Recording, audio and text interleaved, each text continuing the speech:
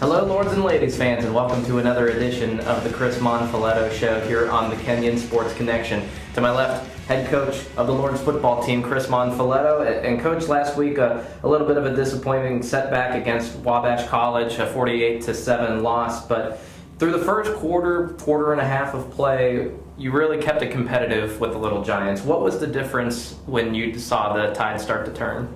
Well, we didn't get our first down until about midway through the second quarter, so we weren't able to sustain drives and protect the football, and we kept giving it back to their offense in bad positions, and they just started to pound on us a little bit. And there were a couple factors in the game. The Little Giants certainly a team that has gotten some national recognition, but poor weather was a factor a little bit as well. But if there was one that really stood out above all others, what do you think it was?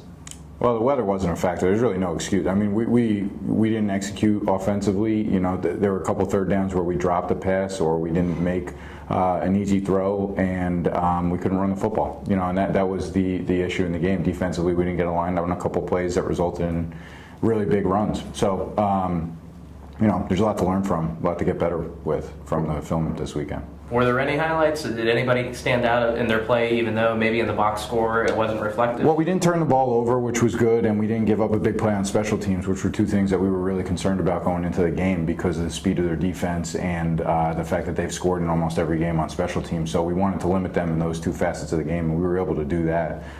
We were able to change field position in the punt game, which was a huge improvement on where we were a couple weeks ago. So those were all really good things that we got out of looking at the game. Now, Wabash was nationally ranked coming into last week's contest, and then this week you'll get your second test against a nationally ranked team in Witt. Are those two teams comparable at all? And if so, what did you learn last week that can be applied to this week's contest? Yeah, they're comparable. I mean, one's like 14th and one's 18th in the country, so they're both really good football teams. And we have the privilege of playing those teams because they're in our league and they're on our schedule every year from here on out. So we're excited to play teams that are that good. All right, and now into our off-topic topic, which was this one's a little bit more thought-provoking than of weeks past, but we're looking at historical figures, and this could be in the sporting world or elsewise, dead, alive, or fictional. If you could spend a day with any historical figure, who would it be and why?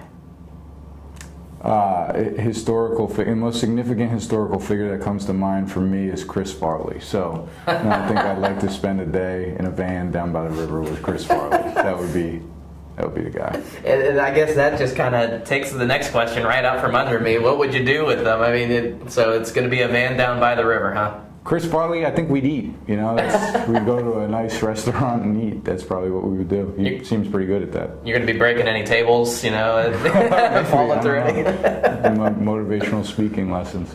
Well, maybe we can get the whole team on that excursion and get a motivational speech for this upcoming week because, like we mentioned, it's the second nationally ranked team in as many weeks, and Wittenberg University coming here to McBride Field. So for those that don't know what Wittenberg is all about as a football team, what do you see? They're phenomenal offensively. I mean, they scored 66 points last week, and they continually just score points. There's only one game that I haven't seen their twos in, and that was Butler week 1, which is a 1AA team. So they're really solid all the way around. They blocked a bunch of punts, and they have some really good players. So they're going to fly around. They'll be fast and athletic, and we're looking forward to seeing them on Saturday. What are you guys working on as a team that's going to lead the team to its best chance of victory this weekend? Well, we just have to improve. I mean, we have to improve every week. This is the point in the season where some teams are going to improve and some teams are going to stay the same. So if we can continually improve each day in practice, we'll give ourselves an opportunity to be competitive on Saturday. But, we got to be better today than we were yesterday, and we got to be better on Thursday than we were on Wednesday. And that's really our focus, is one day at a time.